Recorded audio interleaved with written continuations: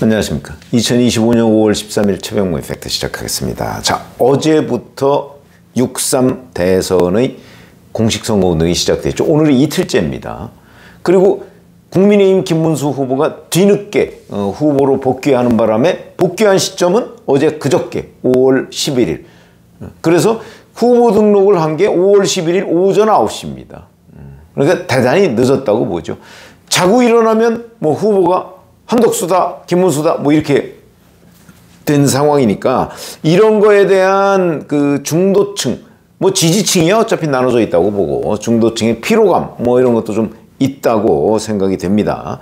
그런데 11일에 후보가 마감하고 어제 기호가 이제 발표가 되고요. 그리고 나서 오늘이 이틀째인데 후보 등록 마감 이제 후에 여론조사. 뭐 지금부터 사실 엄청나게 쏟아지겠죠. 여론조사가. 근데 그 여론조사 중에 첫 번째 게 나왔습니다. 그런데 이렇습니다. 자, 11일 그 저녁 7시부터 조사를 한 겁니다. 11일 저녁 7시. 그러니까 11일 오전 9시쯤에 김문수 후보가 등록을 했으니까 등록한 뒤에 한 10시간쯤 뒤에 이제 ARS입니다. 자동응답 무선전화. 그래서 돌렸는데 글로벌 이코노믹이라고 하는 데에서 의뢰를 해서 한길리서치라는 여론조사 업체가 한 거거든요. 여기에 보면 이재명 후보가 49.5, 김문수 후보가 38.2, 이준석 개혁신당 후보가 5.7, 기타가 1.5, 없다 3.1, 잘 모름 1.9 이렇게 나와 있습니다. 자, 요거만 그냥 단순하게 우리가 분석을 하자면 이재명 후보와 김문수 후보 간의 격차는 오차범위 훨씬 바뀝니다. 11.3%포인트. 그렇죠? 이 차이가 엄청나다. 그래서 이제 뭐 선거 끝났다. 이렇게 볼 수 있는 게 아니라는 거죠. 왜? 흐름이라는 게 있고 그 다음에 오차범위를 벗어났다고는 하지만 여전히 그 여론조사의 오차는 존재한 겁니다. 오차범위 벗어났다고 해서 이 순위는 절대 안 바뀌어 이런 건 아니거든요. 여론조사는 늘 오차가 있을 수 있죠. 더군다나 의뢰하는 사람에 따라서 오차가 생길 수도, 편견이 생길 수도 있고 오차가 생길 수도 있고 조사 기법에 따라 특히 ARS냐 면접이냐에 따라 각각 전부 다 다를 수 있는 거거든요. 그러나 트렌드라는 건 대단히 중요하다. 제가 여러 차례 말씀을 드렸는데요. 어쨌든 이 자체만 놓고 보면 이재명 후보와 김문수 후보 간의 격차가 아직도 크다. 뭐 그거는 이미 우리가 수없이 많은 그동안의 국민의힘 경선 과정, 경선 전에 뭐 이런 때 여론조사에서 나타난 겁니다. 그래서 제가 5대 3대 1 구도로 시작한다. 1강 1중 1약 이렇게 시작한다고 말씀을 드린 적이 있습니다. 5대 3대 1. 그러니까 대략 이재명 50, 김문수 30, 이준석 10. 내지 10 미만 이 정도로 시작해서 이제 이게 앞으로 조정 국면을 거쳐갈 것이다. 이렇게 그 예상을 해드린 적이 있는데 어쨌든 김문수 후보와 이재명 후보 간의 격차는 우리가 인정하지 않을 수 없는 게 현실이다.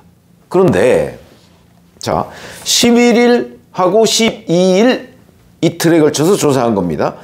근데 11일 오전에 김문수 후보로 이제 그 복귀가 돼서 확정이 됐지만 그 휴일입니다.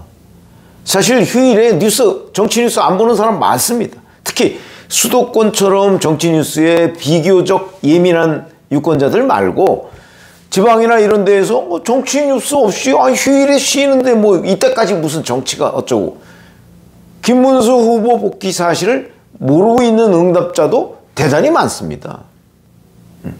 저도 뭐 유튜브를 하니까 그 뉴스 체크를 항상 하는 거죠.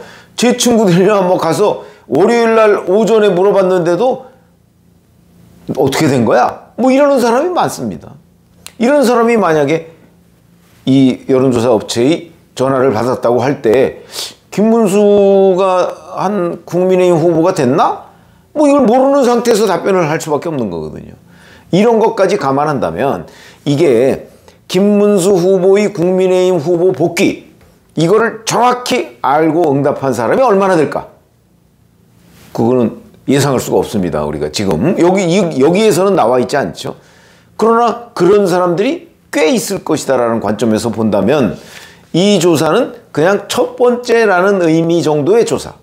그런데 그 첫 번째 의미가 11.3%포인트의 차이. 그러면 그동안 한 며칠 전에 나왔던 거의 20%포인트 차이보다는 확 줄어들었다. 이런 얘기가 되는 거죠. 확 줄어들었다. 그러면 김문수 후보의 후보 복귀, 국민의힘 후보 복귀의 효과가 다는 아니지만 일부 나타나기 시작했다. 이렇게 보시면 되는 거고요. 제가 이것도 소개해드리지만 더 중요한 거 이런 거죠. 바로 이 똑같은 여론조사 업체에서 의뢰인만 다릅니다. 의뢰인은 폴리뉴스라는 데가 이 한길 리서치에 의뢰를 한 겁니다. 근데 아까 말씀드린 거는 이제 똑같은 ARS 조사인데 11일 저녁 7시부터 조사했다고 했죠. 그리고 이제 12일도 조사했고. 근데 지금 제가 말씀드리는 거는 10일 저녁에 조사한 겁니다. 10일 저녁. 이때는 한덕수 후보로의 교체가 진행 중이던 때였습니다. 그러니까 김문수 후보 복귀보다는 오히려 한덕수 이럴 때입니다.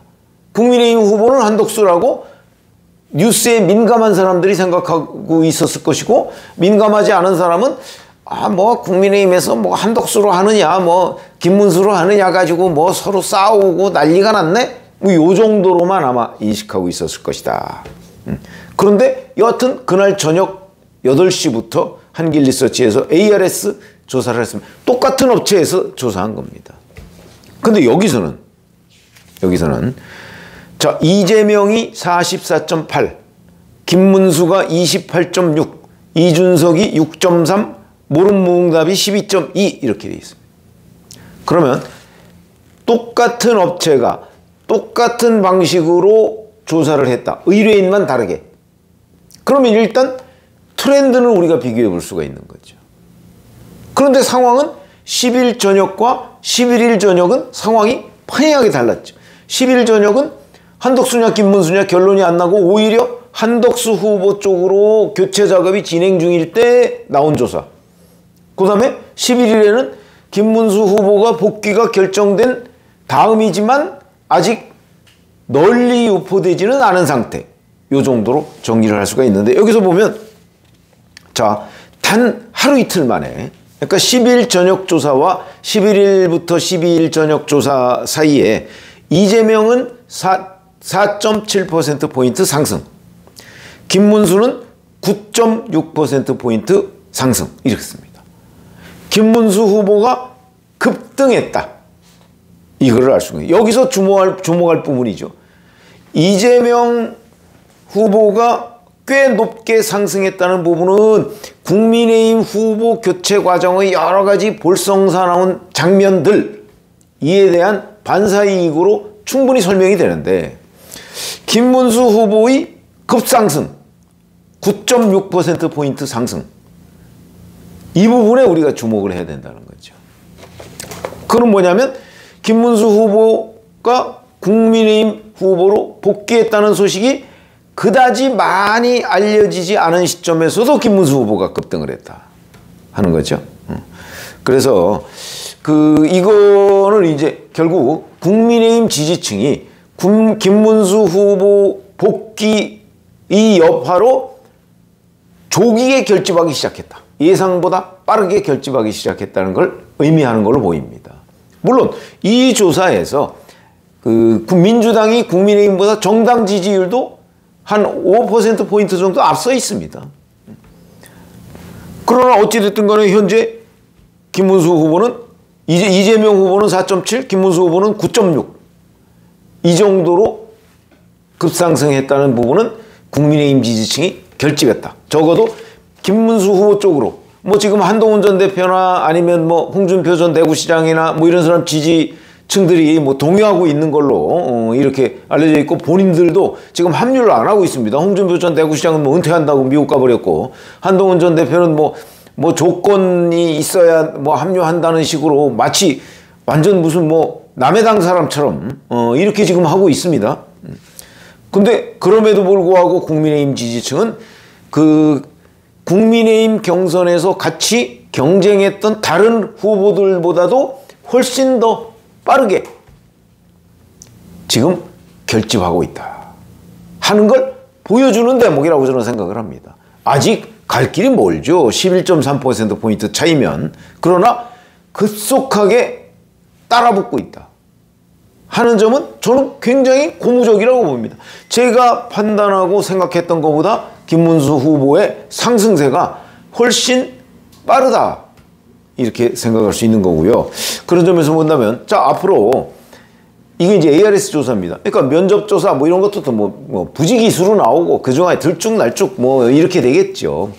그러나 같은 업체가 같은 방식으로 불과 하루 이틀 사이에 이렇게 됐다는 거는 일단 트렌드는 이재명은 뭐 거의 완만한 상승, 김문수는 급상승. 이 국면은 분명해 보이고 그 다음에 이제 남은 거는 보다 정밀하고 정확한 조사.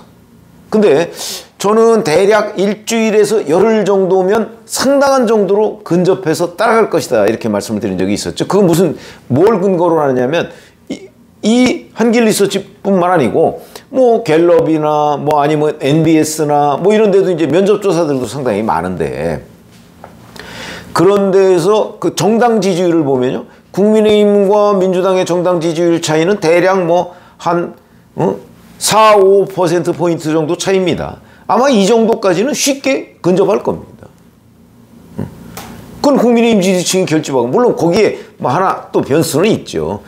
경선에서 경쟁했던 사람들이 흔쾌히 도와주는 문제 뭐 이런 것도 있는데 어찌됐든 간에 거기까지는 어렵지 않게 쉽게라기보단 어렵지 않게 근접전을 펼칠 수 있을 것이고 그런데 이제 문제는 그 다음이죠. 그 다음에는 중도층을 확보하지 않으면 그 다음에 더 근접하거나 아니면 뛰어넘을 수가 없다. 그거는 이제 김문수 후보의 역량 문제.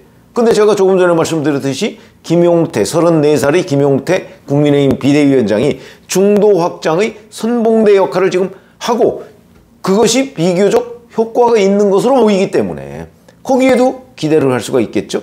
그러나 이 지금 현재 그 같은 업체가 같은 방식으로 조사했는데 하루 이틀 만에 김문수 후보의 지지율이 급상승했다 하는 부분은 우리가 눈여겨볼 대목이고 뭐 이걸 가지고서 뭐 자 이대로 가면 뒤집는다 뭐 그거는 뭐 성급한 얘기고 그리고 그건 정확한 얘기도 아니고요. 희망 고문이라고 봅니다.